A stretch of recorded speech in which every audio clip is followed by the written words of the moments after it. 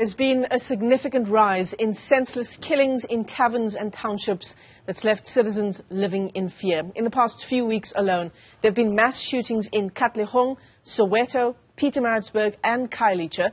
And a lot of these crimes, at least on the face of it, go unpunished. So today we're asking the question, is this a cause for concern and where are we headed as a society? To help us unpack the story is criminologist at the University of Pretoria, Dr. Lufuno Sadiki, joining us via our video link this morning. Dr. Sadiki, it's great to talk to you on an issue I'm sure has been on a number of people's minds, given the number of mass shootings we've seen over the past few weeks in the country. In fact, joining us as well is Themba Masuku, who's with the African Policing Civilian Oversight Forum. To both of our guests, thanks very much indeed for your time. Dr. Sadiki, let's begin with you. Talk to us about the kinds of environments, the kinds of lack of leadership at the top levels of law enforcement and the various other issues that breed the kind of lawlessness we're seeing in the country.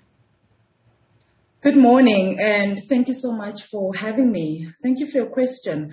And I think the biggest issue that we have is a lack of accountability as well as reactive policing. Another issue that I might mention is the fact that police officers themselves, have been involved in criminal activities, and the disconnect between the police as well as community members. So there's a lack of trust or a lack of confidence in the police due to either fraud, due to corruption, due to police brutality, and also given our country's history. So all those factors, play a role with regards to what we're seeing currently.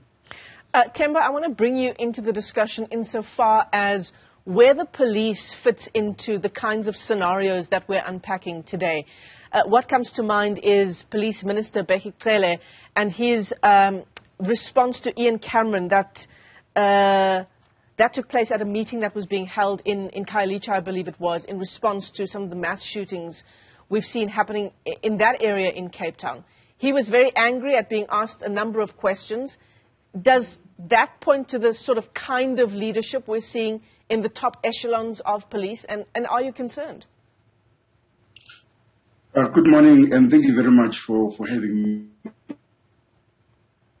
We have to begin to see policing as a shared responsibility.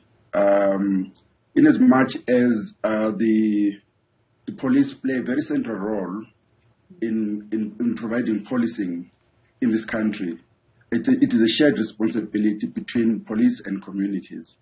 And I think once we begin to see that as an emerging and a very important issue in this country, that your security is my security, and we need to be able to work together in communities with our mandate holders, in this case the police, to make sure that everybody is safe. I think the number of things that one could deduce from the interaction between Mr. Cameron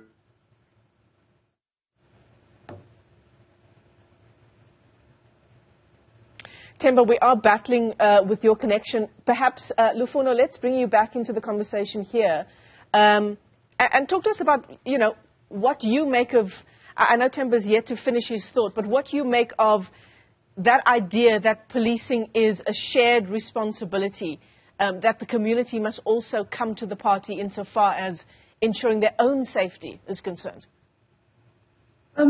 Yes, it is indeed a shared responsibility. Community members play a very important role, and I think the police cannot do without community members, because in most cases, in order to solve criminal cases, we need community-driven intelligence. And this only comes from the community if there's a good working relationship with the police. But what we're seeing now, because of the breakdown of the relationship, community members are now taking matters into their own hands because there's a lack of trust and there's a lack of working relationship. So if the police as well as community members can work together, I think we'll be able to get rid of a lot of social ills. Yeah. So communities play an integral role insofar as, especially, I suppose, gathering intelligence is concerned in communities, right? But I want to just refer you to two findings by various institutions. The one is by Professor Sandy Afrika, who was appointed, as we know, to that high-level panel on state security after the unrest in July last year. Professor Afrika warns that there are conditions that led to the lawlessness that we saw in the July unrest of last year. And this is a quote from those findings. We can all agree that what happened could be reduced to the pervasiveness of weak state institutions, failing at implementation and to uphold the law, and failed consequence management at all levels of public office. I want to get to the second finding in just a moment, Dr. Sadiki. But, you know, there's only so much communities can do when the rot comes from the top. That's very correct. If the police officers themselves or the government structures cannot uphold the law, how then can we expect community members to uphold the same law? I think it would be, we can't ask the community members to do that if the police themselves, who are meant to enforce and uphold and protect, are failing to do so.